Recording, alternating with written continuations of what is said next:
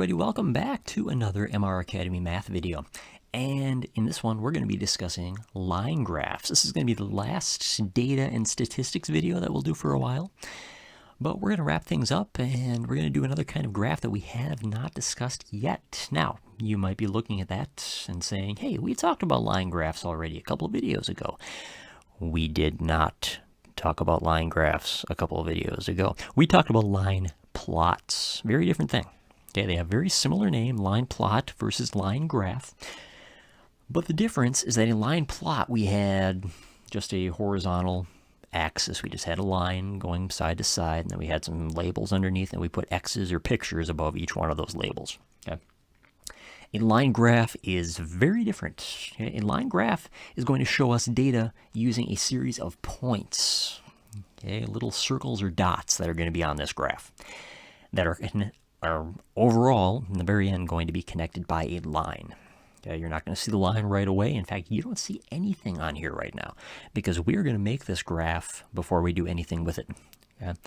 So those points, along with being connected by that line, is going to help you compare the data. Okay, very similar to the way that a bar graph does. Okay, you're going to be able to see the varying heights, okay, where things are going to be on the graph in relation to each other.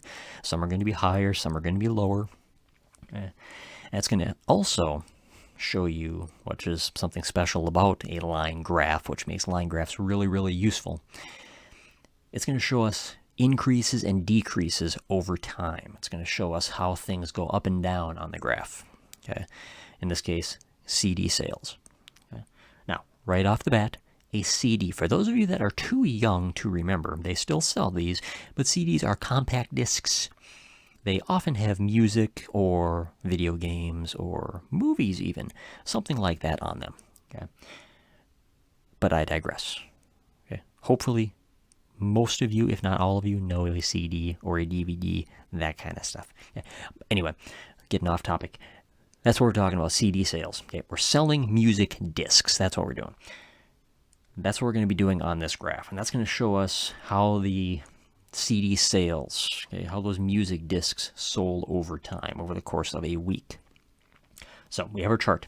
We got the day of the week. We have the number of CDs that were sold that particular day. We also have that information over here on the graph. Move it up just a little bit. Move it back down. There we go. So we've got Monday, Tuesday, Wednesday, Thursday, Friday, Saturday, Sunday. Every day of the week down there in order. I just moved the page again. There we go.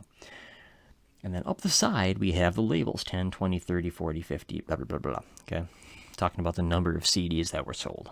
So what we need to do, and I am going to move it up now just a little bit. So we're going to start with Monday. And the corresponding value, the matching number for Monday, is 15, because on Monday they sold 15 CDs. So what we need to do is put a point or a dot, pretty big dot, pretty good sized dot so that you can see it, on the graph at the 15 mark above Monday. So we need to find where Monday and 15 would be. Okay, and we're going to do that for each one of the points.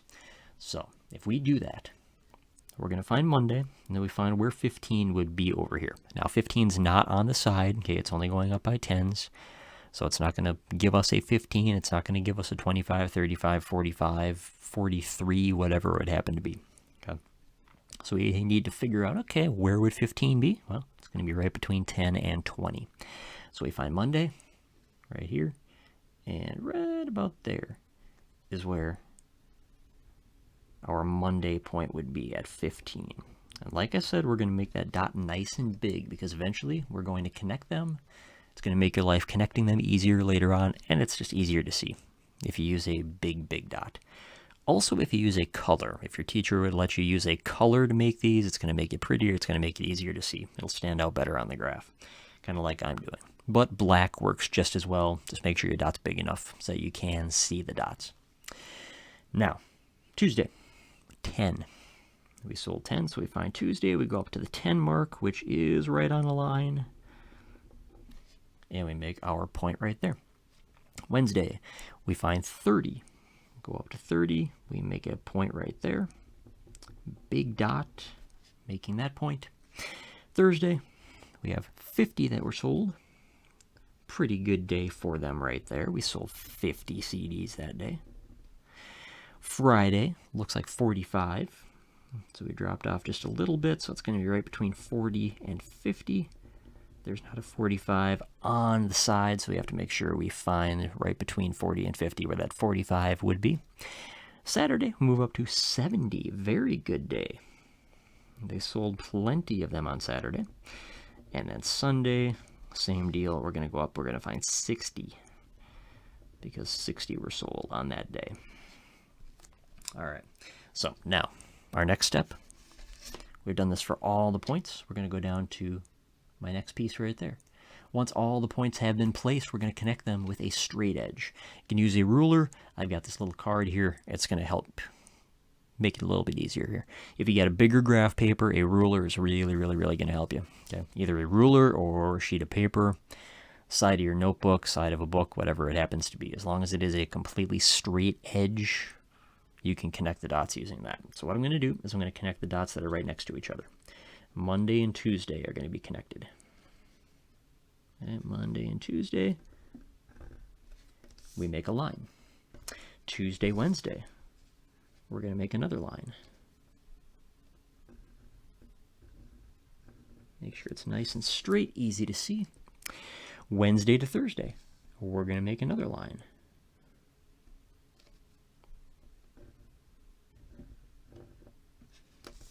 Okay, now I could have done this ahead of time, but I think this is a good way to help show you exactly the steps that we have to do, and you get to see that it really doesn't take a whole lot of effort to make one of these things.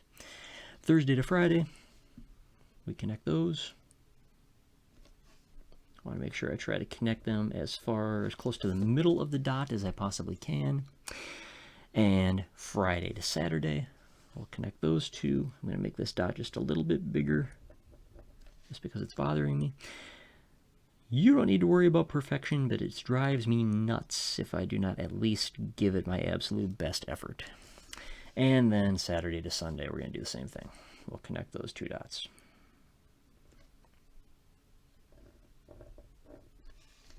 And voila, we have our line graph right there. It's beautiful. It's beautiful. As beautiful as a graph can be. All right, so looks kind of pretty now. It's easy. It's much prettier to look at than this, in my opinion. Maybe you feel the same way. Maybe you like this chart better. Personally, I like this. I like the look of that graph right there.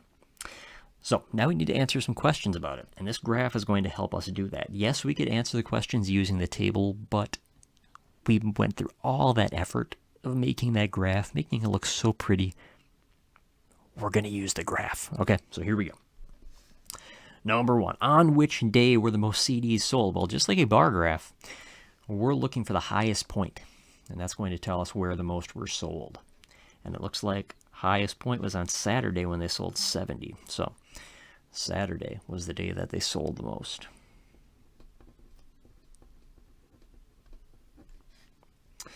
Number two, what is the range between the highest number sold and the lowest number sold? Now, we didn't talk about range in our median, mode, and outlier video, but range is just how far apart is the biggest number from the smallest number. Okay, so highest number sold, lowest number sold. Most that they sold were 70, and that was on Friday, or on Saturday, we discussed that. So 70 is the highest. The least that they sold was on Tuesday, when they sold only 10. Okay. So now, we just subtract. Okay, 70 minus 10, well, 7 minus 1 is 6. Add the 0, we have 60. 60 is our range in that case. So that's all range is, just highest to lowest. What's the gap between the highest number and the lowest number? Number three, did sales increase or decrease from Friday to Saturday? Well, we look at our graph, we look at Friday, and we look at Saturday. Friday, they were at 45. Saturday, they went up to 70. So, yep, they went up. So it was an increase. So they increased.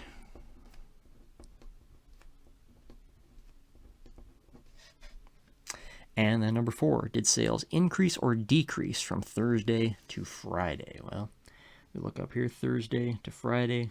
Looks like it goes downward, and just looking at the numbers, 50 to 45, they did decrease. So they decreased. from Thursday to Friday. So that is how we make a line graph. That is how we interpret them, how we answer questions about them, how we get the information from them as well. Very pretty looking graphs. You can make them with more than just these points. You can have one set of them that are red. I could put the same or a different set of information on that same graph using blue or green or purple, whatever color. And we compare that data. There's a lot of different ways that you could use line graphs, but for now, this is all we're going to go. We're not going to make it any more complicated at this point. But that is interpreting line graphs. It's making and interpreting line graphs, actually. So thank you for watching. I hope this helps. I hope that you enjoyed this video, that you learned something new out of this video. If you did, do me a favor, hit that like button, drop a comment, let me know that you learned something new, let me know that you enjoyed the video.